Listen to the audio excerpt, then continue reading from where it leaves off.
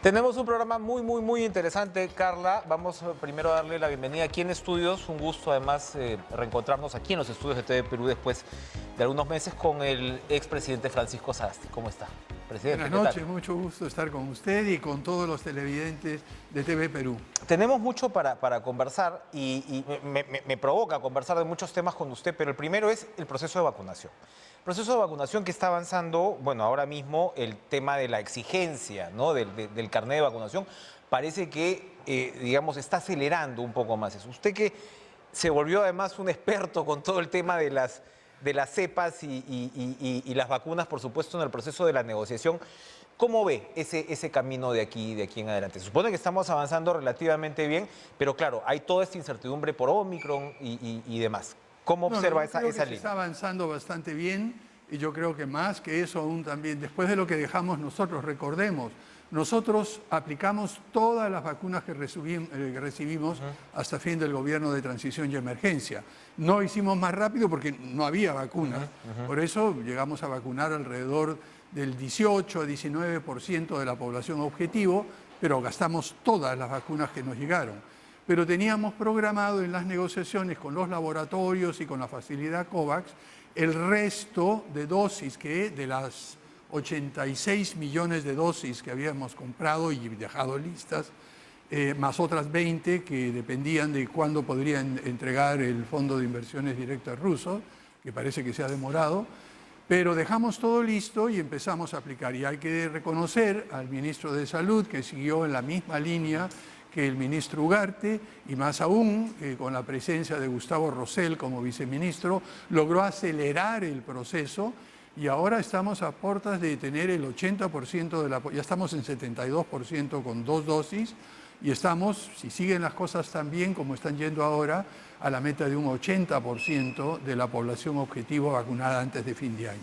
Yo creo que ese ha sido un logro muy importante.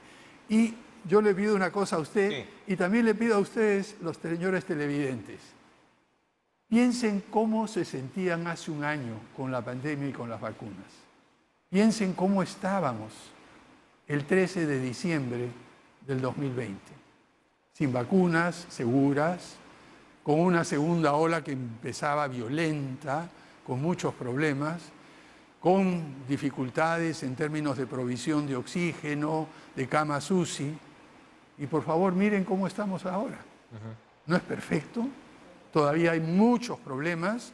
Tenemos sobre todo falta de intensivistas, personal de salud, tenemos deudas con ellos todavía. En fin, hay cosas que faltan. Pero si simplemente comparan ustedes cómo estábamos hace un año, cómo estamos ahora con respecto a la pandemia, yo creo que tenemos vacunas para vacunar 2,5 veces a toda la población, objetivo. Tenemos 7 veces más la provisión de oxígeno que teníamos hace un año. Tenemos, además de eso, más del doble de camas UCI de lo que teníamos anteriormente. Y lo más importante, esto se hizo en colaboración estrecha con los gobiernos locales, con los gobiernos regionales, con el sector privado, con la sociedad civil, con los gremios empresariales, con la academia. Es decir, fue un esfuerzo que creo que todos los peruanos podemos sentirnos, sí, orgullosos quizá, pero por lo menos contentos de que en situaciones extremadamente difíciles, nuestra sociedad en conjunto logró unirse para un objetivo que lo estamos viendo ahora realizado. Bien importante ese referente. Conversaba hace algunos días con el doctor Ugarte, precisamente, y él remarcaba eso, ¿no? Una y otra vez, cómo fue el papel de la empresa privada ahí, cómo fue en su momento el papel de la academia y efectivamente el de los gobiernos subnacionales a la hora de implementar el proceso en sí de la vacunación. ¿Se acuerda usted del debate un tanto absurdo? Ya lo vemos ahora cuando se querían importar vacunas por parte de las empresas, ¿no? Y el propio sector privado se dio cuenta que eso no iba a ser posible. Nadie les prohibía, pero ningún laboratorio iba a negociar pues, por temas de volumen y de escala. Pero de ahí el sector privado se puso las pilas. Las mineras ayudaron muchísimo. Extraordinariamente. En sitios como Ancash, ¿no? En sitios como Arequipa, exactamente, Ancash, Huancavelica, Apurímac, en diferentes lugares. Yo creo que ahí, en medio de todas las dificultades que tenemos, las crisis, la polarización, aquí tenemos un ejemplo de que los peruanos, cuando nos lo proponemos, Enrique, cuando trabajamos juntos, cuando dejamos de lado todas esas animosidades, esos rencores, esos resentimientos, esos desprecios, realmente podemos hacer las cosas. Y aquí hay que darle realmente un reconocimiento muy especial a todo el personal de salud de las diferentes partes de nuestro sistema de salud, el Ministerio de Salud, la sanidad policial, la sanidad de las Fuerzas Armadas, el sector privado, los médicos, porque todos hemos hecho juntos esto. Y lo único que se necesitaba es encauzar las cosas y creo que eso lo logramos negociando y consiguiendo vacunas, avanzando. Y lo más importante creo es demostrándonos a nosotros mismos, como peruanos y peruanas, que cuando nos proponemos hacer algo en conjunto, dejando de lado todas estas animosidades y rivalidades, sí salimos adelante. Imagínese lo que podría hacerse, Enrique, en otros campos. Por supuesto. Con este mismo propósito, con ese mismo entusiasmo. Y eso tampoco hay que dejar de darse cuenta y reconocer que hubo personas que cuestionaron el proceso, que decían que la vacuna tal o cual era agüita, que no se debían vacunar, en fin, de todas estas cosas que podían traer. Mire, a mí me tocó en más de una oportunidad pasar información a algunos empresarios un poco ansiosos por traer vacunas, de que las vacunas que se suponía iban a traer estaban siendo, decíamos, eran vacunas Bamba. Es decir, la Interpol mandó a nivel mundial una advertencia sobre los falsificadores de vacunas que le vendían a algunas personas. Y estos son los que estaban ofreciendo. Estaban tratando de ofrecer y todo. No, tuve que hacer eso con algunos, incluso amigos, empresarios, ¿no? Que me decían, oye, pero tienes que dejarlo. Y yo digo, no van a poder hacerlo, nadie le está vendiendo al sector privado. No, es que a mí sí me vende. Mira, claro. cuídate, ¿qué es lo que te va a vender? ¿No? Y le pasaba la información que venía de Interpol y que recibía cuando revisaba la prensa a las 5 o 6 de la mañana todos los días. Para rematar, ¿cómo hemos, digamos, acordarse lo que era hace un año? Revisaba precisamente algunos números ahora en la mañana y en abril justo pues llegamos como a 20 y pico mil muertos, 23.000 muertos. Fue el momento, claro, que iniciaba el proceso de vacunación, pero teníamos la segunda ola, ¿no? Y esto se ha reducido de manera importantísima mes a mes. Ojalá podamos continuar. Hay de todas maneras esta población rezagada, ¿no? Que es un problema aquí y en todo el mundo. Bueno, una de las cosas que aprendí durante todo este proceso, cuando traté de ver qué sucedía con aquellos que no se quieren vacunar, el promedio mundial de las personas que no están dispuestas a recibir las vacunas está alrededor del 15, entre el 10 al 15%. O sea que el pretender llegar al 100% de vacunación es casi imposible, por razones de desconfianza, por razones religiosas, por razones de miedo, en fin, por diferentes razones. Pero llegando ya al 80, 85, yo creo que uno adquiere una protección lo suficientemente amplia. Ahora no hay que bajar la guardia. Claro. Ya vemos que hay otras cepas diferentes, ahora estamos con la Omicron. La información que viene de Omicron, de acuerdo a mis fuentes de amigos y expertos que conozco, es mixta. Es mucho más contagiosa, pero no se sabe si es más dañina, si es más letal. No se sabe esto todavía, ¿no? Entonces, ahí lo más importante es evitar el contagio, y esto requiere distancia, requiere usar mascarillas, requiere además estar vacunado sobre todo, para que si uno tiene la desgracia de que le caiga a uno la vacuna. Conozco algunas personas que se han contagiado después de la vacuna y ha sido como un mal resfrío, ¿no? Una cosa molesta, dolores, etcétera. Pero pasa. Pero pasa. Salud. Otro tema fundamental es la educación, y en su caso es especialmente interesante porque usted es investigador. Entonces, lo que estamos viendo con SUNEDU en los últimos días, los datos que se han digamos, ventilado, lo hemos conversado con varios especialistas aquí, es que desde que se implementó SUNEDU, entre muchas otras consecuencias favorables, digamos, para la educación peruana, está que la investigación en universidades se ha triplicado. Así es. ¿No? Lo cual usted lo sabe muy bien, bueno, usted se ha pasado la vida como claro, un peregrino tratando de que se dé más investigación en el Perú, y ahora están estos proyectos de ley ya aprobados en el caso de la Comisión de Educación que pretenden retrotraer la situación de SUNEDU. ¿Cuál es su opinión al respecto? Eso es una catástrofe y es algo que todos los peruanos y peruanas debemos rechazar tajantemente porque no tiene ningún sentido. Es retroceder, es tirarnos hacia atrás, no solamente en investigación, sino en calidad de la educación. Se dice de que no, que habría que darle a la oportunidad. Yo he seguido lo que ha hecho la SUNEDU en detalle. El número de oportunidades que se les ha dado a las universidades que tienen licencia denegada ha sido enorme. Se les ha pedido que presenten planes y no lo han hecho. O porque no pueden o porque no quieren. Pero en ese caso, a esas universidades, a esos supuestos centros de educación superior, no podemos darle la licencia para continuar estafando a los estudiantes, que eso es lo que era. Lo que se quiere no es una licencia para operar, una licencia para estafar. Digamos las cosas como son. Ya se ha sido.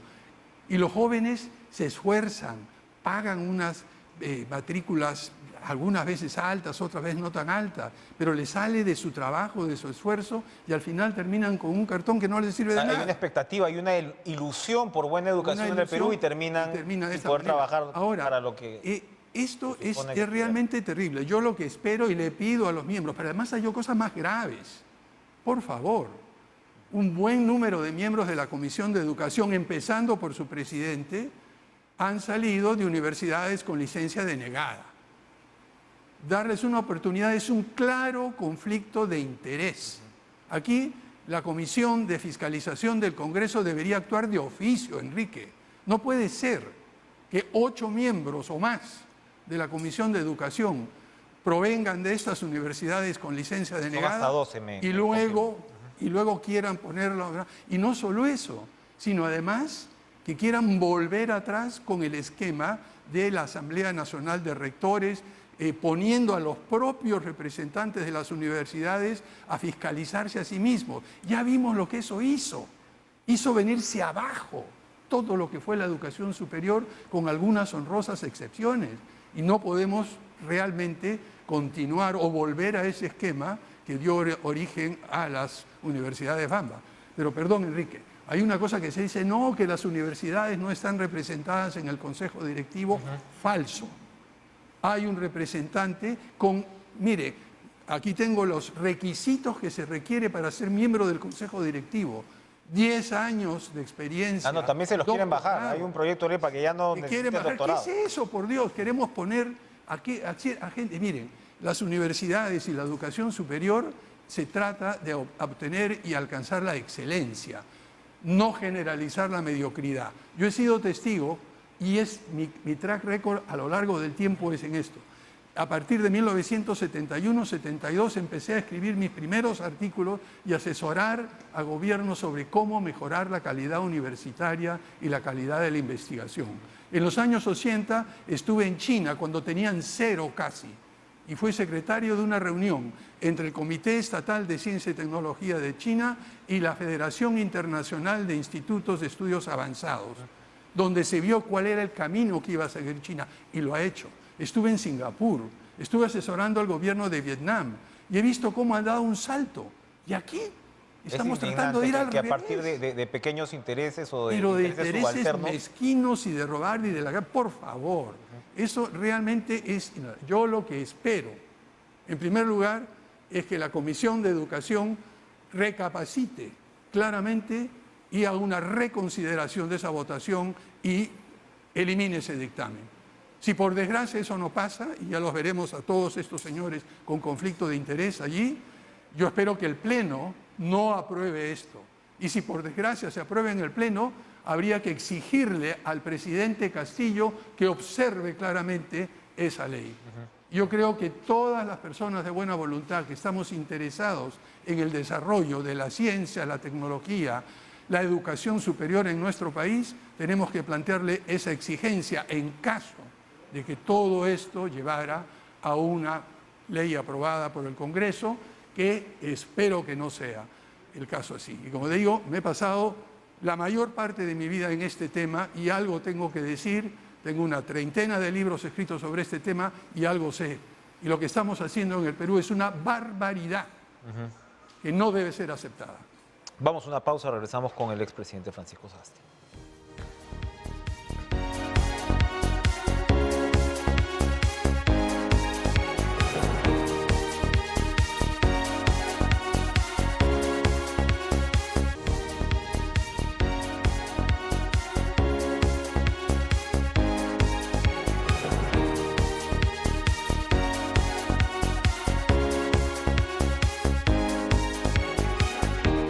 Francisco Sagasti, usted ha expresado muy claramente lo que piensa del intento de contrarreforma de la educación superior en el Congreso. ¿Hay salidas? ¿Hay salidas Sí, a claro estas que hay alturas? salidas, ¿no?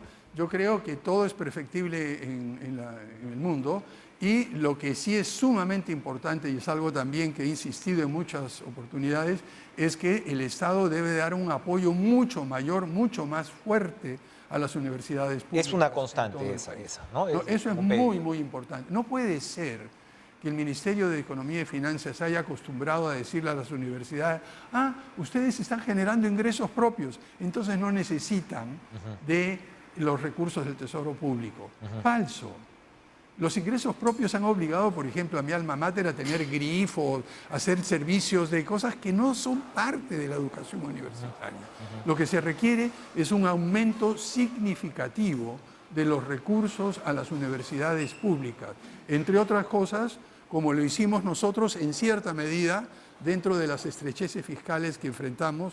Recordemos, para junio de este año no se sabía que el crecimiento económico iba a ser mayor y la recaudación mayor. No se sabía que los precios de los commodities iban subir a tanto. caminar por ahí. Entonces, como presidente, yo tenía la responsabilidad, y estuvimos 100% de acuerdo con Waldo Mendoza, el ministro de Economía y Finanzas, de dejar la casa lo más ordenada posible. Sin embargo, asignamos recursos para que varias universidades públicas puedan acoger a los estudiantes de las universidades con licencia denegada. Yo creo que ese es el camino, esa es la forma de hacer.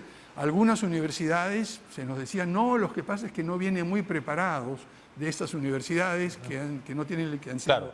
porque precisamente Por obvias razones. no los enseñaban bien nuestras bases. Entonces lo que planteamos: hagan ustedes un proceso de recuperación y adecuación de esos estudiantes para que puedan entrar a las universidades que son más exigentes. Ese es el camino. Y que van a salir ganando, porque van a salir pues con títulos, digamos, presentables ante No el solo mercado de trabajo. presentables, sino conociendo y con la confianza de haber estado en una universidad que realmente vale la pena.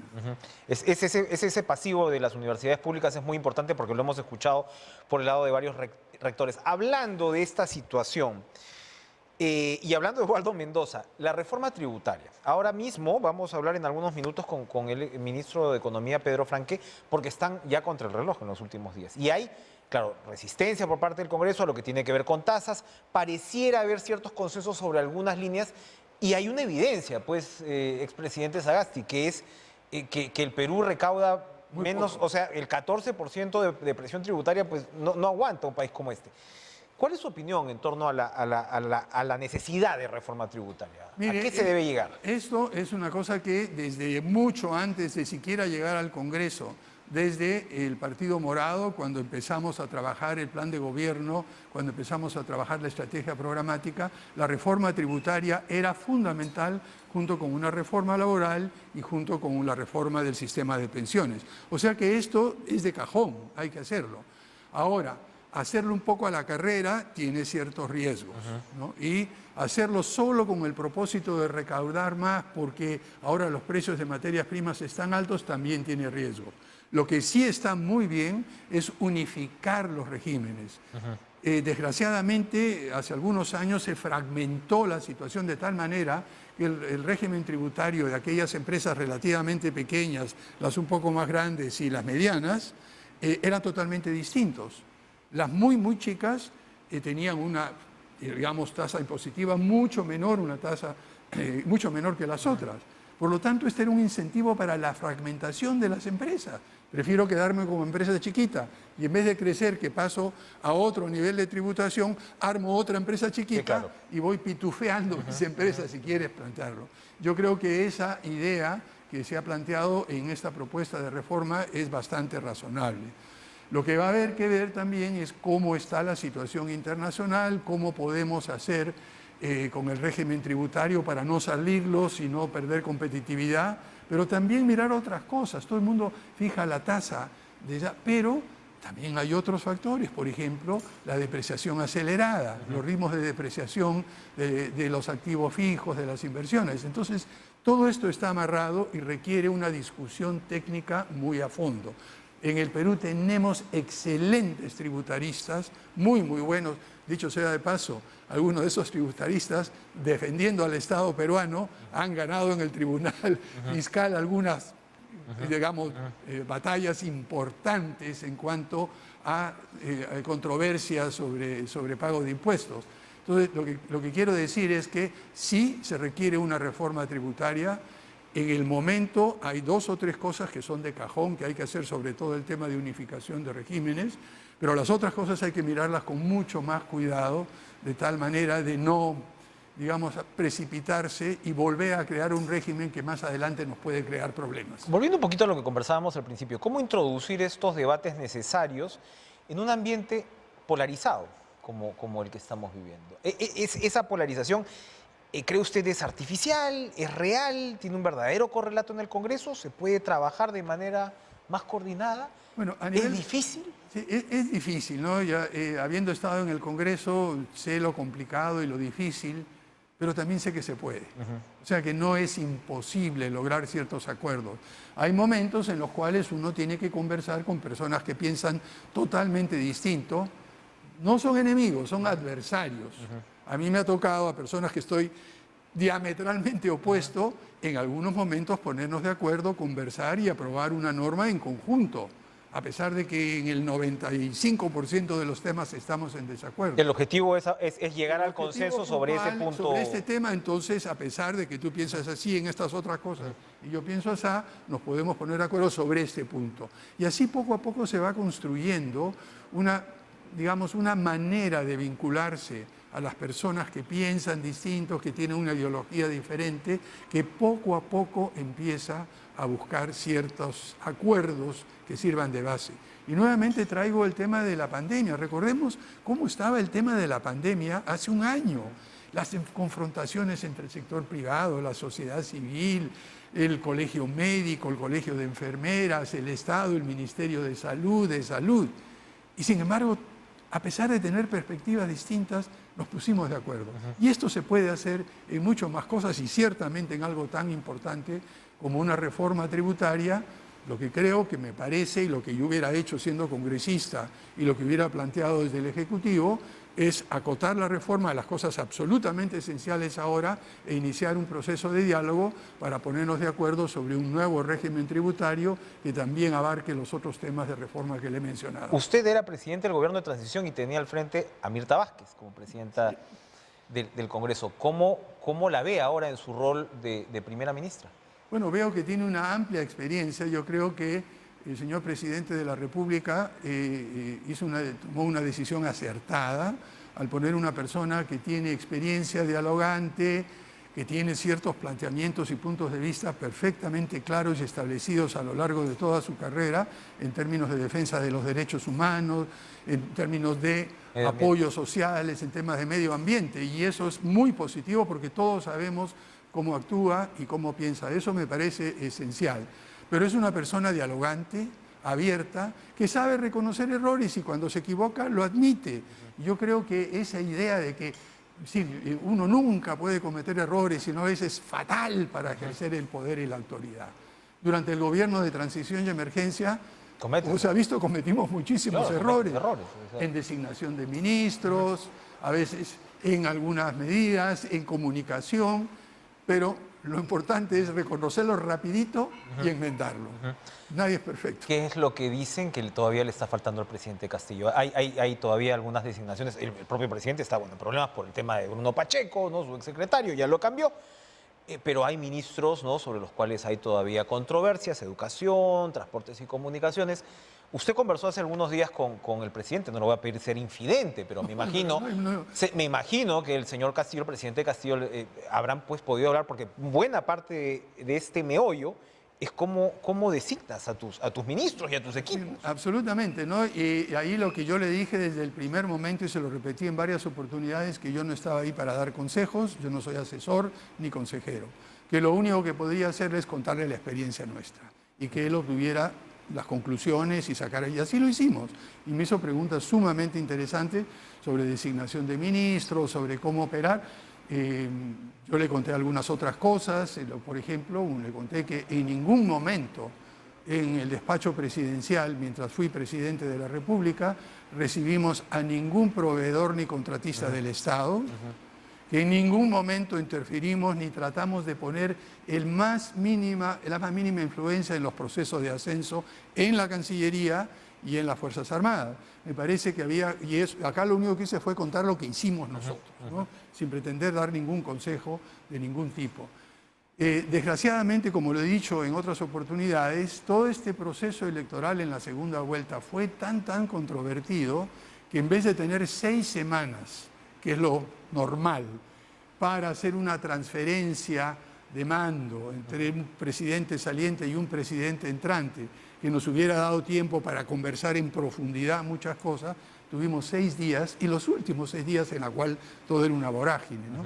Entonces, si quiere, estamos un poco en la búsqueda del tiempo perdido, lo que no pudimos hacer, y el presidente ha sido muy generoso, me ha invitado un par de oportunidades, hemos conversado sobre algunos de estos temas, pero siempre en el tono de compartir experiencias y no dar ningún consejo.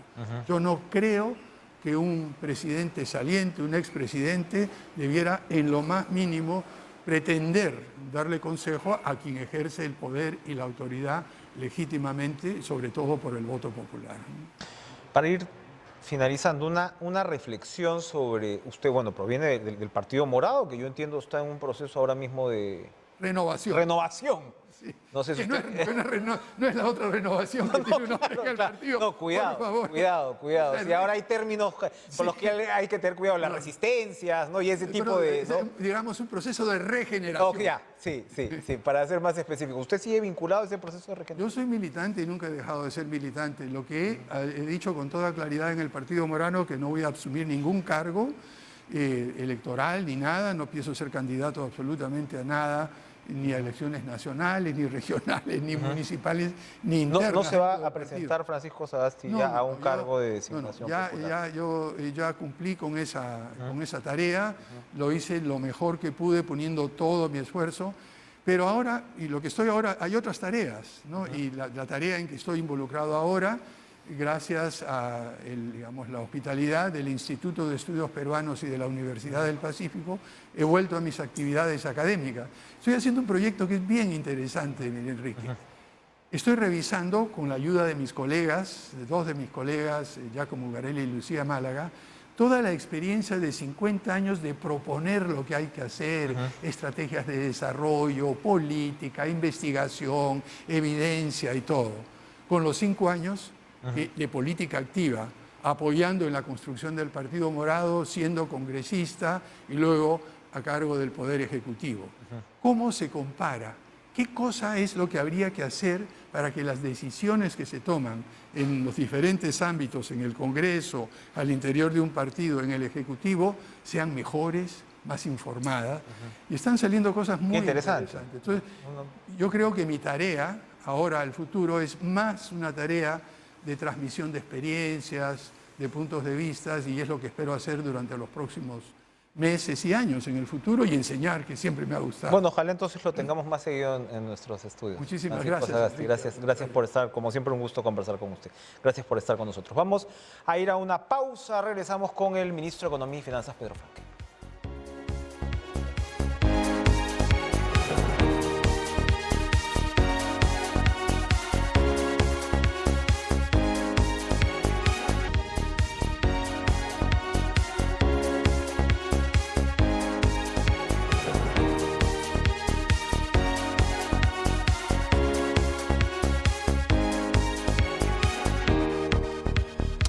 Seguimos con este cara a cara muy interesante. Le damos la bienvenida al titular de Economía y Finanzas, Pedro Franque. Acabamos de hablar hace algunos minutos con el expresidente Sagasti, entre otros temas, sobre la necesidad de la reforma tributaria, que Sagasti subrayó que finalmente, él dijo, de cajón se necesita una reforma tributaria.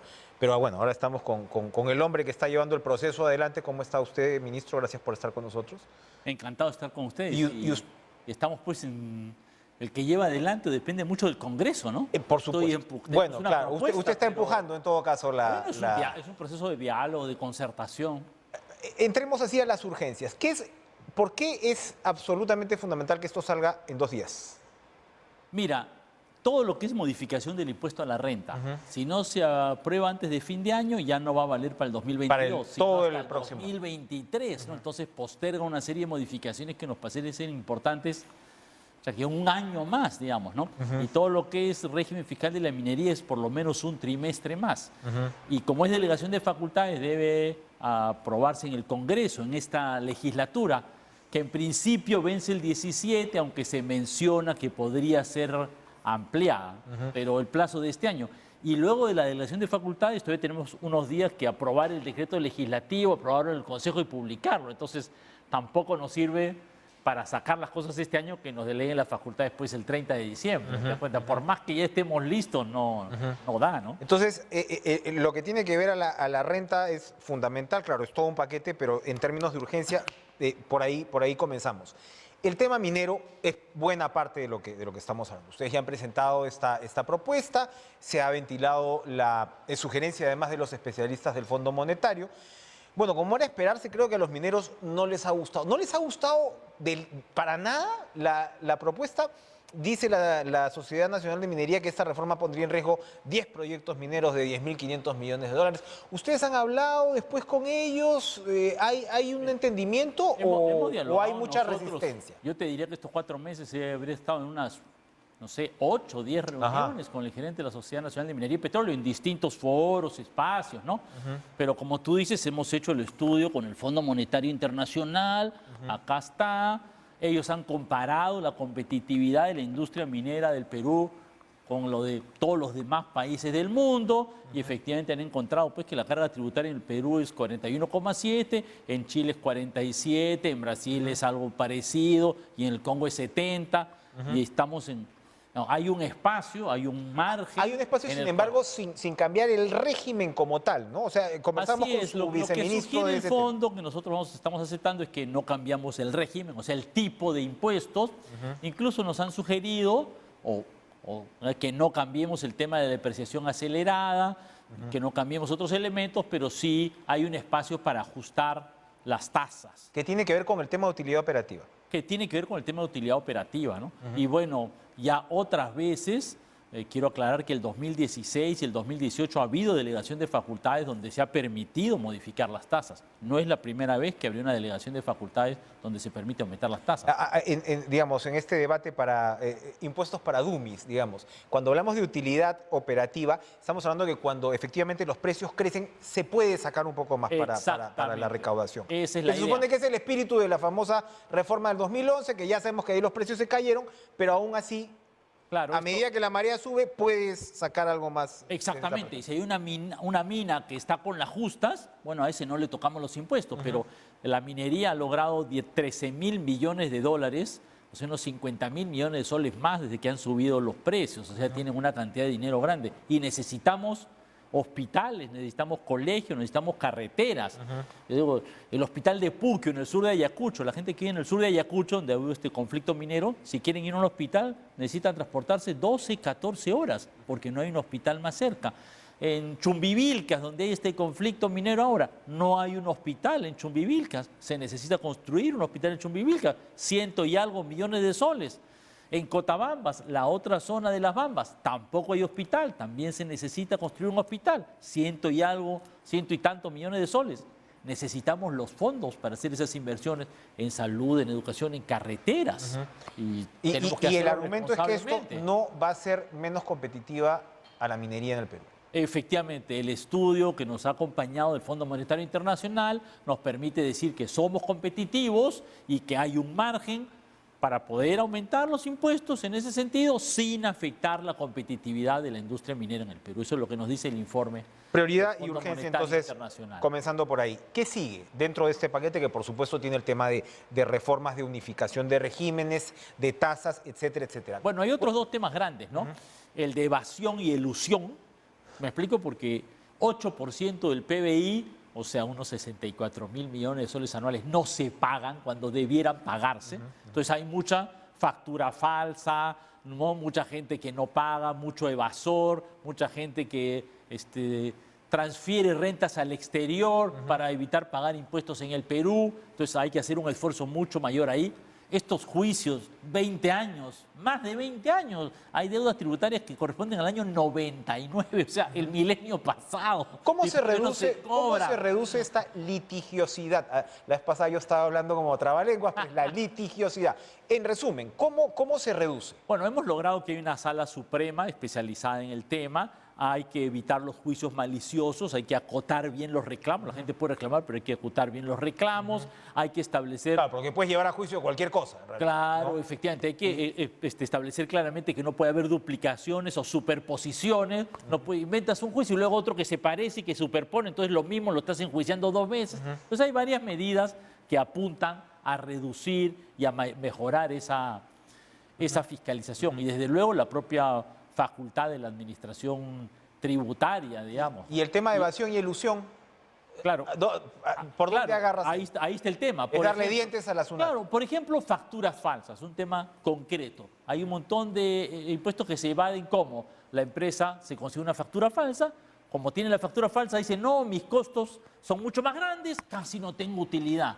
Pero es mentira, porque la factura es falsa. Nosotros proponemos ahora que si hay una empresa que está emitiendo facturas falsas, una empresa de papel, que no tiene planilla, que no le compra a nadie, pero emite facturas, a esa ya no le vamos a aceptar las facturas. ¿Me explico? Controlar las facturas falsas, por decirte un ejemplo. O otro ejemplo, bancarización. ¿Cómo se sustentan las facturas falsas? Claro, usualmente no hay un pago real por la factura, porque el mecanismo de las facturas falsas, ¿cuál es? No, a un empresario alguien le vende una factura por 1.000, pero me pagas 10. ¿Me explico? Pero tú descuentas 1.000 de tus impuestos. Pero entonces no se pagan los 1.000, pues se pagan 10.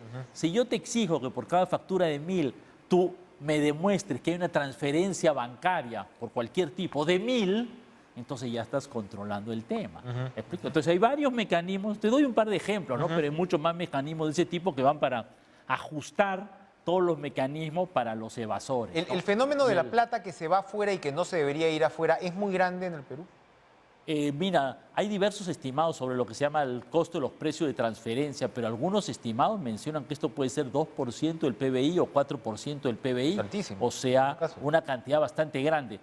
En todos estos casos es difícil de saber, porque es como decir, bueno, ¿y de qué tamaño es el contrabando? Sí, claro. Bueno, no sabemos exactamente, precisamente porque es totalmente ilegal, es totalmente oculto, ¿no? Entonces es difícil saber lo que es totalmente oculto, pero son estimaciones internacionales, ¿no? Y el otro tema importante en la reforma tributaria es el tema de ampliar la base. ¿Me explico? Hay un montón de gente que está totalmente fuera del sistema y nosotros tenemos 2 medidas, ¿no? Una, la que mencionó el expresidente Sagasti, simplificar el sistema para que sea un sistema más simple. Y lo otro es un mecanismo que parece en realidad sencillo, que es, mira, y una pequeña empresa, vas a un local y no tiene RUC, ¿qué pedimos nosotros que pueda hacer la SUNAT? Le das su RUC. Así como ahora te hacen tu cuenta DNI y el Estado te la abre, igual, vemos un negocio, te doy tu RUC y a partir de ahí te fiscalizo. Y a partir de ahí te digo que ahí te mando tu cuenta, te mando tu predeclaración jurada para que pagues. Y nuestra estimación es que así podríamos crear 2,5 millones de nuevos RUCs. O sea, hay un montón de microempresas que están por ahí, Y todo el mundo ya pequeñas va empresas entrando a la y a veces hasta medianas empresas que trabajan ocultamente y que bajo estos 2 mecanismos las persigo, les doy su RUC, les simplifico el sistema. Entonces, por un lado las controlo, por otro lado les facilito Le la vida. simplificas la vida, pero al mismo tiempo las haces entrar, digamos, en el circuito Efectivamente, las formal. registro y les simplifico la vida. Entonces les facilito, pero por otro lado también las empujo poquito, ¿no? Para que entren al sistema, ¿no? Creo Ahora, que son reformas importantes. Bueno, y el otro tema, digamos, que genera mucha discusión es si esto va a afectar o no al ciudadano de a pie. Entonces, conversábamos con el viceministro hace unos días, tenía un número que era, en el caso, me parece, de renta, era el 0.25% de quienes más ganan, ¿no? Y en el otro caso era, me parece, 1%, el tema de alquileres, etcétera. Ahí hay una discusión fuerte.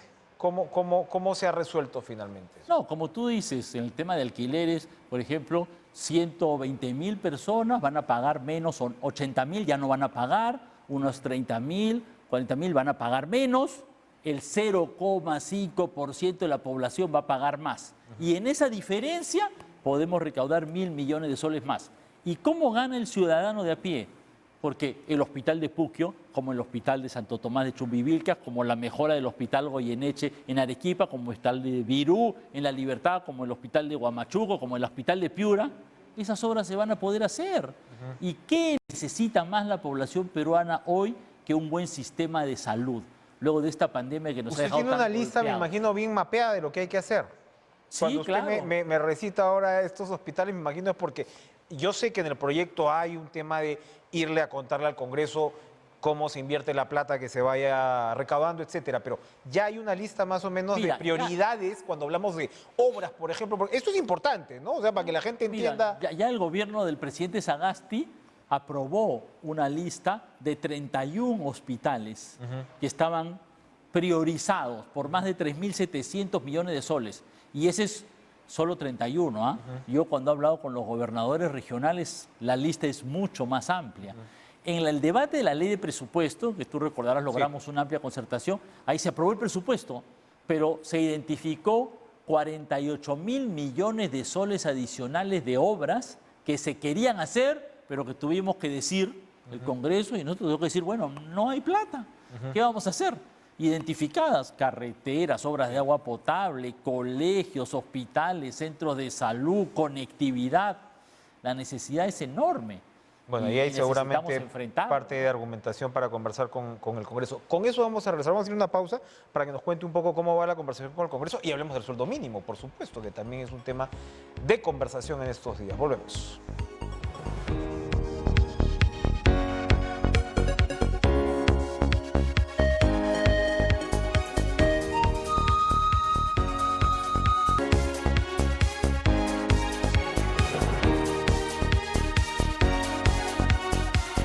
Estamos con el ministro de Economía y Finanzas, Pedro Franque.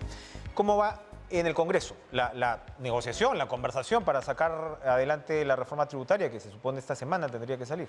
Bueno, hoy en la mañana ha habido una nueva discusión técnica, explicación de los técnicos del Ministerio de Economía y Finanzas, que son los técnicos de carrera del Ministerio de Economía y Finanzas, que están bastantes años ahí trabajando y tienen mucho conocimiento del tema, con la Comisión de Economía y con la Comisión de Constitución. Nosotros hemos reiterado, defendido la necesidad de la reforma fiscal minera, de la reforma del impuesto a la renta, de los distintos puntos de vista, de esta simplificación del mecanismo para las pequeñas empresas. Yo creo que hemos avanzado en aclarar algunos temas, Sin duda hay discrepancias también políticas, también hay diferencias de opinión. Y bueno, ya hay un trabajo propio del Congreso, ¿no? Ya las comisiones y en sus propios cuadros de congresistas tienen que discutir el tema, preparar el dictamen. Digamos que el Ministerio de Economía y Finanzas explica todo lo posible reiteradamente, ¿no? Tratamos de hacer el mayor diálogo posible, pero el Congreso tiene su fuero, digamos, parlamentario, que le corresponde y tiene que tomar la decisión correspondiente.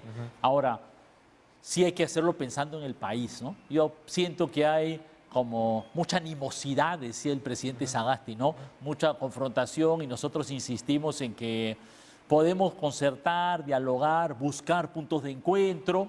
¿Habrá algunos puntos en los cuales no nos pongamos de encuentro? Seguramente, digamos, ¿no?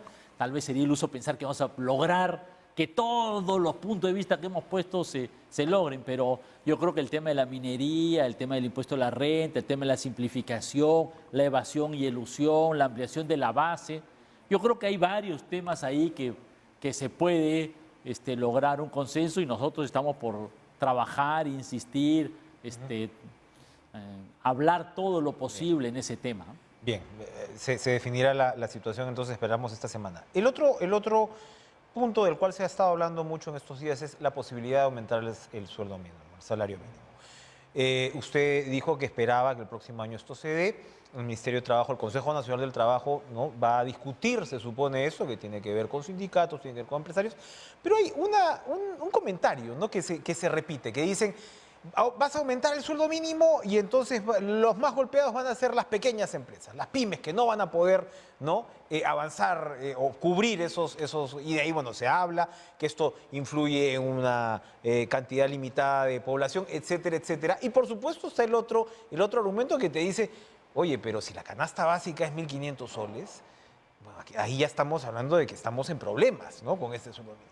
¿Qué significa el sueldo mínimo para usted? ¿Cuál es el impacto verdadero? Como tú ves, el sueldo mínimo tiene varias aristas, ¿no? Es un tema que tiene su complejidad y por eso hay que verlo en el momento económico también. Y por eso nosotros hemos dicho, mira, eso es un tema para el 2022 y que tiene que trabajarse técnicamente en el Ministerio de Trabajo, en el Consejo Nacional de Trabajo, que es un organismo tripartito, donde están empresarios y trabajadores y el Estado para resolver el tema. Y nosotros pensamos que para las pequeñas empresas, más bien tenemos énfasis en promover las pequeñas empresas con estos dos instrumentos básicos que están en nuestra propuesta de delegación de facultades. Simplificarles la vida tributariamente, hacerles un sistema tributario más simple y por otro lado, fortalecer el Banco de la Nación de tal manera que se les podamos facilitar el crédito.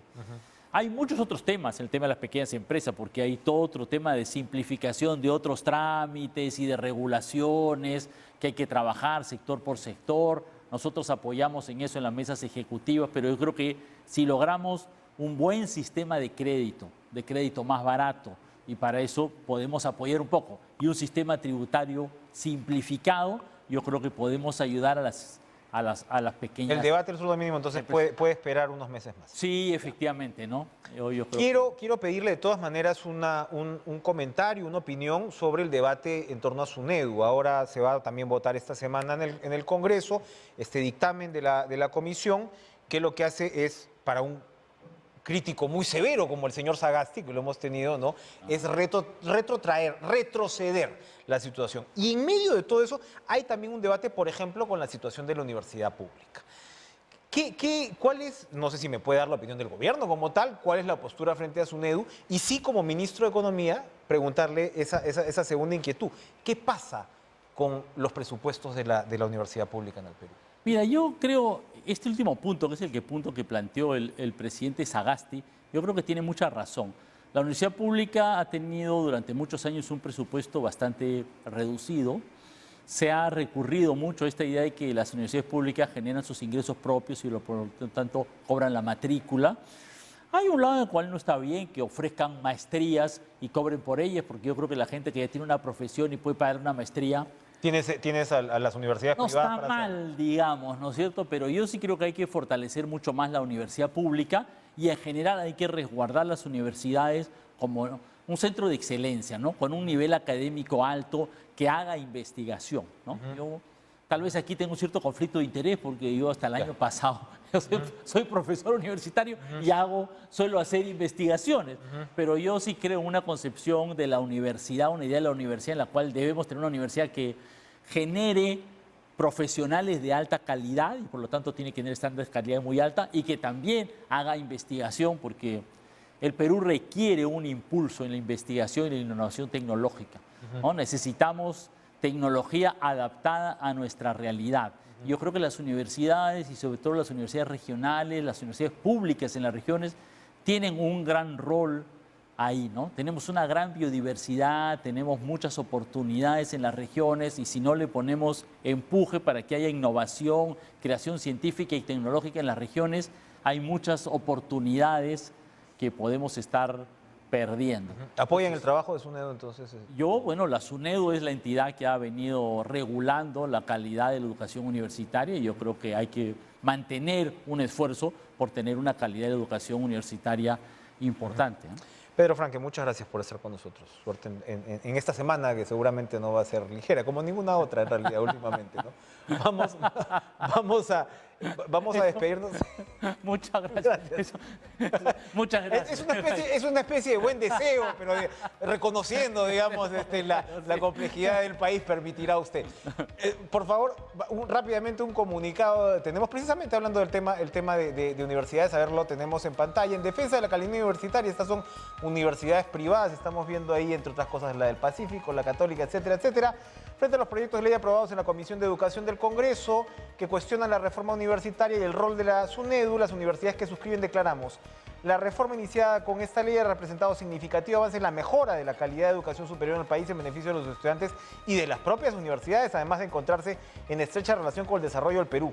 Queda mucho por hacer, pero este cambio positivo no debe ser minimizado. No debemos retroceder lo avanzado. Punto 2. Los primeros logros de la reforma universitaria han sido alcanzados en razón de la independencia, imparcialidad y calidad profesional de SUNEDU y de su consejo directivo, atributos que han servido para otorgar el licenciamiento a las universidades que cumplieron con las condiciones básicas de calidad. Ningún cambio legislativo debe afectar estas características esenciales del ente supervisor. La consolidación de la reforma exige que las universidades públicas, lo que estábamos hablando ahorita, cuenten con el financiamiento estatal necesario y con un modelo de gestión acorde con la naturaleza de su quehacer institucional. Sistema público fuerte es la mejor garantía de la calidad del sistema universitario en su conjunto. La mejora de la calidad debe ser el signo inequívoco de la universidad peruana actual. Todos los poderes del Estado, según sus respectivas competencias, deben estar alineados en la consolidación de un sistema universitario descentralizado, inclusivo y pertinente, resultado que solo será posible si existe un real y honesto compromiso con una sólida formación académica y con una investigación de calidad. Veamos las firmas. Están los rectores de la Católica, Andina del Cusco, Ruiz de Montoya, Católica de Santa María, Católica de Trujillo, Católica San Pablo, Católica Santo Toribio Mogrovejo, la Católica Sede Sapientiae, la de Lima, Universidad del Pacífico, la UNIFE, la Salle de Arequipa, Universidad Nacional San Agustín, la Nacional Toribio Rodríguez de Mendoza de Amazonas, la Cayetano Heredia y la privada de Tacna. Bueno, puedo en todo caso comenzar a leer esos comunicados que son de la letra pequeña, si es que es necesario. Ese ha sido el comunicado entonces de las universidades privadas sobre este tema de debate. Gracias por estar con nosotros. Gracias al ministro de Economía y Finanzas por esperarnos. Nos vemos mañana.